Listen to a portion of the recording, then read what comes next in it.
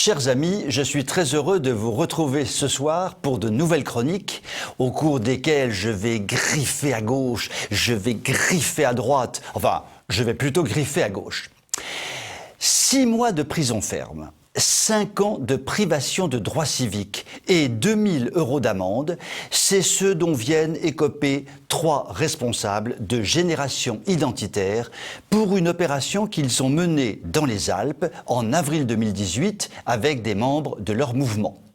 De son côté, l'association Génération Identitaire est frappée de la peine maximum qui pouvait lui être attribuée, à savoir la très modique somme de 75 000 €.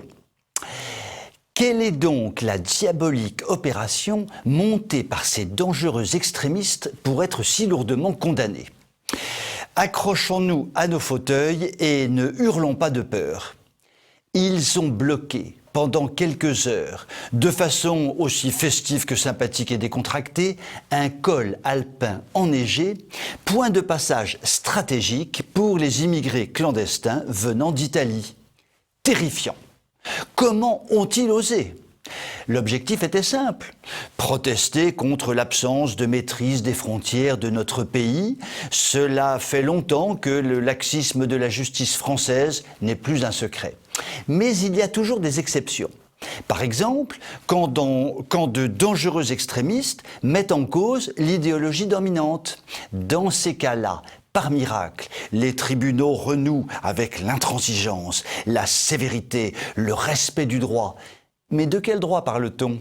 Le droit aujourd'hui de vivre ou de survivre sur un territoire aux contours toujours plus flous, qui se dilue dans un grand tout indifférencié, qui tend d'ailleurs à s'islamiser méthodiquement.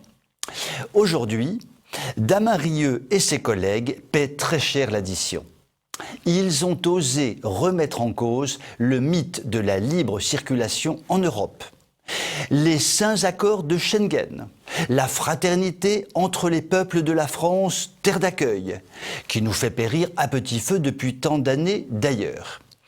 Au départ, les prévenus étaient poursuivis pour, je cite, « des activités exercées dans des conditions de nature à créer dans l'esprit du public une confusion avec l'exercice d'une fonction publique ». Horreur, malheur et damnation, voyez l'idée. Ils ont tenté de faire le travail de la police des frontières. Et pour cause, elle n'existe plus. Quand l'autorité n'est plus exercée par la puissance publique, quand la sécurité, droit antique et naturel, n'est plus garantie par les forces de l'ordre, grande est la tentation de prendre les choses en main pour assurer le service minimum. Cette situation est appelée à un bel avenir.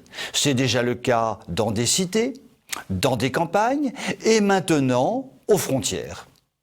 Le tribunal a justifié la sévérité de son arrêt par, je cite, « l'importance des valeurs protégées par les infractions reprochées ». Nous y sommes. Quelles sont ces valeurs, monsieur le juge ? Libre circulation en Europe ? Schengen ? Fraternité entre les peuples de la France, terre d'accueil, etc., etc. C'est donc bien en raison d'un crime contre la pensée que Damien Rieu et ses amis ont été condamnés. Monsieur le juge, l'incroyable lourdeur des peines que vous avez prononcées traduit certainement votre incroyable incapacité à juger comme il le faudrait, ce qui est normal car vous êtes apparemment ce que l'on appelle un juge politique. Les 3 hommes ont décidé de faire appel. Par ce choix, ils ne font que tenter de défendre nos libertés bafouées, avec un grand courage, avec une grande détermination et en prenant de grands risques personnels, qu'ils en soient remerciés. Vous pouvez m'écrire si vous le voulez. À très bientôt.